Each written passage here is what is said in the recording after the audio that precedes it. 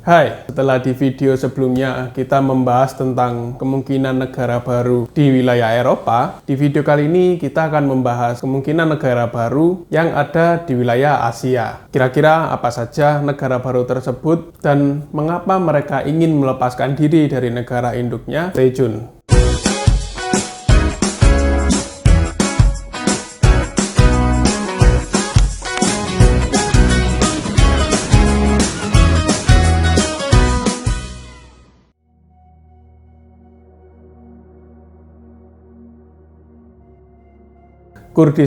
Kurdistan adalah sebuah wilayah yang sedang diperjuangkan oleh bangsa Kurdi untuk menjadi sebuah negara yang merdeka. Bangsa Kurdi adalah penduduk asli Mesopotamia atau Timur Tengah. Peta persebaran bangsa Kurdi antara lain terdapat di negara Turki, Irak, Iran, Suriah, dan Armenia. Mereka ingin agar wilayah yang mereka tinggali saat ini bisa menjadi sebuah negara yang berdaulat, yakni negara Kurdistan. Akan tetapi tentu upaya ini cukup sulit karena Timur Tengah sendiri adalah wilayah rawan konflik seperti yang terjadi di Suriah dan Irak. Sebenarnya pada awal abad 19 negara Kurdistan dipertimbangkan untuk dibentuk, tepatnya melalui perjanjian Sevres pada tahun 1920. Akan tetapi 3 tahun kemudian perjanjian ini dianulir dan digantikan oleh perjanjian Lusin yang menetapkan batas-batas negara Turki modern, sehingga pembentukan negara Kurdistan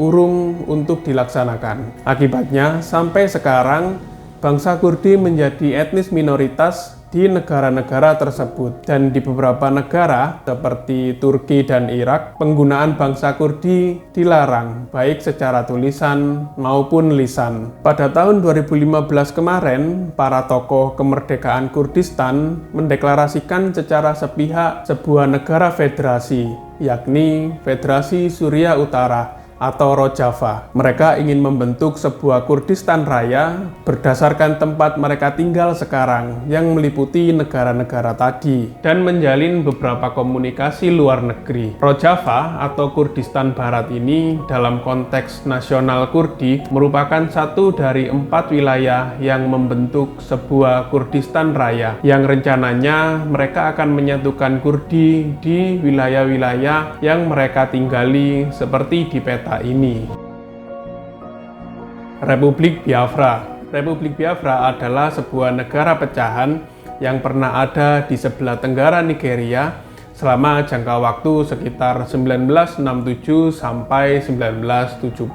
Berdirinya Republik Biafra adalah sebuah gerakan separatis dari etnis Igbo yang menyebabkan perang saudara Nigeria. Peperangan ini sempat menimbulkan kekacauan yang amat parah di Nigeria dan membuat pandangan beberapa negara terbelah. Setelah tahun 1970, Republik Biafra berhasil dibubarkan karena kalah perang dengan negara Nigeria. Republik Biafra sempat diakui oleh beberapa negara, termasuk Afrika Selatan. Namun dukungannya kepada kebijakan apartheid menyebabkan ia kesulitan mencari dukungan dari negara Afrika lain. Nigeria adalah negara federasi yang menaungi 3 kelompok etnis utama, yakni Igbo di timur, Hausa atau Fulani di utara, dan Yoruba di barat. Biafra mewakili aspirasi nasionalis dari rakyat etnis Igbo yang pemimpinnya merasa bahwa mereka tidak bisa lagi hidup berdampingan dengan pemerintah Nigeria yang ditenggarai terlalu didominasi oleh orang-orang dari utara. Konflik timbul karena ketegangan politik, ekonomi, etnis, dan budaya, serta agama yang timbul sejak proses dekolonisasi atau pelepasan koloni Inggris ke pemerintah setempat pada tahun 1960 sampai 1963. Situasi saat ini, pada tahun 2010, muncul sebuah gerakan untuk kemerdekaan Biafra, yakni aktualisasi negara berdaulat Biafra atau MASOB. Anggota MASOB yang kebanyakan para pedagang dan intelektual lulusan universitas punya cara unik untuk mempromosikan kembali negara Biafra di kalangan penduduk Nigeria Timur. Misalnya di pasar atau pusat perbelanjaan ada ajakan untuk membayar pajak atas nama negara Biafra. Beberapa tahun sebelumnya juga beredar mata uang Biafra. Libya Barat dan Libya Timur. Masih ingat dengan Muammar Gaddafi yang digulingkan pada tahun 2011 yang lalu? Buntut dari digulingkannya Muammar Gaddafi, pemerintah Libya sejak tahun 2014 terbagi menjadi dua, yakni Libya Barat dan Libya Timur. Libya Barat diakui oleh institusi internasional seperti PBB dan Libya Timur diisi oleh orang-orang pendukung Gaddafi. Dua wilayah ini punya pemerintahan dan bank sentralnya masing-masing. Libya Barat yang didukung PBB berkuasa di ibu kota Tripoli di sebelah barat dan dilindungi oleh berbagai milisi bersenjata. Di sebelah timur, di Benghazi, tentara loyalis atau pendukung Gaddafi membentuk pasukannya sendiri, yakni Tentara Nasional Libya atau LNA, dan menguasai hampir 2/3 wilayah Libya, termasuk wilayah yang mengandung ladang minyak. Pada tahun 2021 kemarin, peringatan ke-10 revolusi di Libya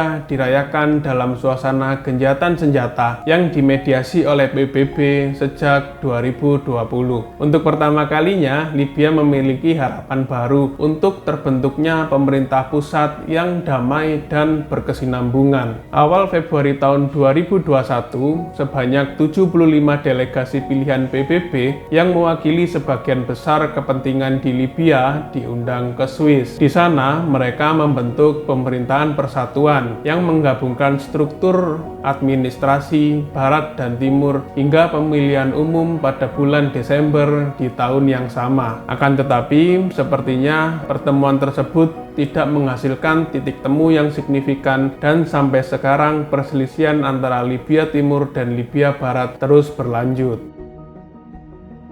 Somaliland. Somaliland berbeda dengan Somalia. Somaliland adalah bekas jajahan Inggris, sedangkan Somalia adalah bekas jajahan Italia. Pada tahun 1960, mereka bergabung dan membentuk negara yang kita kenal, yakni Somalia. Namun, pemerintahan diktator Siad Barre di Mogadishu, Somalia, memicu pembentukan milisi bersenjata, yakni Gerakan Nasional Somalia pada tahun 1991, yang bertujuan untuk menggulingkan rezim Siad Barre hingga pada akhirnya berhasil. Pada Mei tahun 91, Somaliland kemudian memproklamasikan diri dan membentuk pemerintahan terpisah dari Somalia. Somaliland secara sepihak memutuskan untuk meninggalkan Republik Somalia. Wilayah utara pun menjadi milik mereka. Pemimpin Somaliland, Abdirahman Ahmed Ali Tur, menjadi Presiden Somaliland. Sejak 1991, mereka sudah memiliki pemerintahan, mata uang, dan berbagai lembaga sendiri. Pada tanggal 31 Mei 2021, pemerintah Somaliland mengumumkan akan menyelenggarakan pemilu parlemen untuk pertama kalinya setelah 16 tahun. Politikus melihat rencana penyelenggaraan pemilu ini menjadi bukti jauh ini kemerdekaan Somaliland belum diakui oleh negara-negara di dunia. Akan tetapi, beberapa komunikasi politik luar negeri terus dilakukan guna mendapatkan dukungan dari negara lain. Bougainville. Bougainville adalah sekumpulan pulau di bagian timur Papua Nugini. 98% penduduk Bougainville memilih merdeka dari Papua Nugini dalam referendum yang digelar selama 2 pekan pada 23 November sampai 7 Desember 2019. Menurut Bertie Ahern, Ketua Komisi Referendum Bougainville, dalam referendum tersebut, para pemilih diberikan 2 pilihan, yakni perluasan otonomi atau kemerdekaan penuh, dan mayoritas menginginkan kemerdekaan penuh. Bougainville pernah berupaya untuk memproklamasikan kemerdekaan saat pembentukan Papua Nugini pada tahun 1975, namun tidak berhasil. Lantas, mengapa Bougainville ingin merdeka? Disebabkan oleh perselisihan tentang pembagian pendapatan dari tambang tembaga Panguna yang sekarang sudah tutup. Tambang Panguna pernah menyumbang 40% dari pendapatan ekspor Papua Nugini. Oleh karena ketidakadilan ini, Bougainville ingin merdeka. Menurut Puka Temu, Menteri Papua Nugini untuk urusan Bougainville menilai hasil referendum ini kredibel. Namun, Temu meminta agar para pemilih mengizinkan rakyat Papua Nugini mendapatkan cukup waktu untuk meresapi hasil referendum ini. Menurut beberapa surat kabar, proses pelepasan Bougainville baru akan dimulai pada tahun 2023. Diperkirakan warganya akan mendapatkan kemerdekaan penuh pada tahun 2027. Akan tetapi, tentu pemerintah Papua Nugini akan mengupayakan agar Bougainville tetap menjadi bagian dari mereka.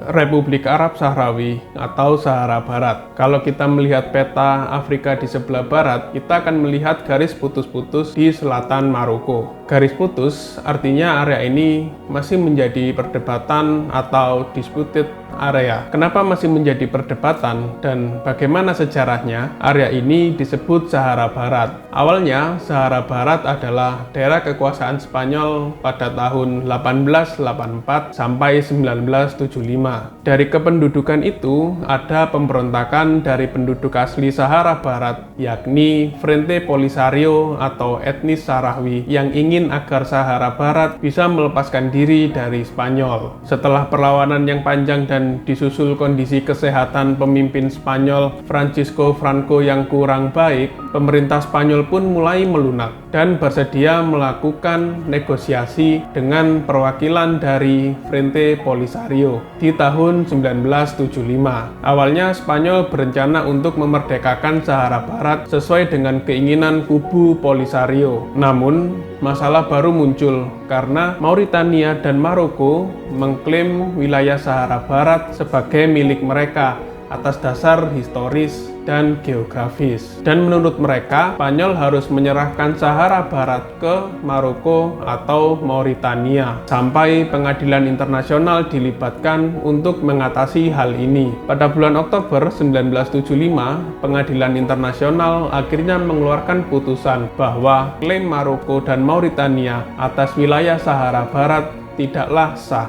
Pengadilan internasional juga meminta Spanyol untuk segera menggelar referendum demi memutuskan masa depan dari Sahara Barat. Namun, putusan dari pengadilan internasional ini tidak ditanggapi oleh Maroko dan mendapatkan penolakan dari mereka. Penolakan ini mengakibatkan sebagian penduduk Maroko berdemonstrasi sambil berparade memasuki wilayah Sahara Barat pada bulan November 1975. Iring-iringan para demonstran Maroko ke Sahara Barat yang waktu itu dikenal sebagai Barisan Hijau atau Green March tersebut berhasil membuat Spanyol membatalkan niatnya untuk memerdekakan Sahara Barat. Kemudian, berdasarkan perundingan yang dilakukan di Madrid pada bulan November 1975, Spanyol akhirnya setuju untuk menyerahkan kendali Sahara Barat ke tangan Maroko dan Mauritania. Tapi celakanya, perundingan ini tidak melibatkan perwakilan dari Frente Polisario atau masyarakat Sahara Barat sendiri. Dengan demikian, kekuasaan Spanyol atas Sahara Barat berakhir dan dimulailah babak baru dari perselisihan Sahara Barat dan Maroko. Sejak saat itu, mulai ada pertempuran antara Front Polisario dan Maroko, sampai-sampai Maroko membuat tembok pasir untuk membatasi wilayah yang mereka klaim di Sahara Barat. Karena peperangan ini dan semakin terisolasinya Maroko di dunia internasional akibat perbuatan mereka di Sahara Barat, sampai-sampai membuat PBB ikut campur tangan dan memfasilitasi perundingan antara kedua belah pihak pada tahun 1990. Hasilnya, di tahun 1991, kedua belah pihak sepakat untuk melakukan gencatan senjata dan segera menggelar referendum untuk menentukan masa depan dari Sahara Barat. Beberapa proposal untuk menyelesaikan sengketa Sahara Barat telah diajukan, namun lagi-lagi tidak ada titik temu baik antara Front Polisario sendiri dan Maroko, sehingga menyebabkan kemerdekaan Sahara Barat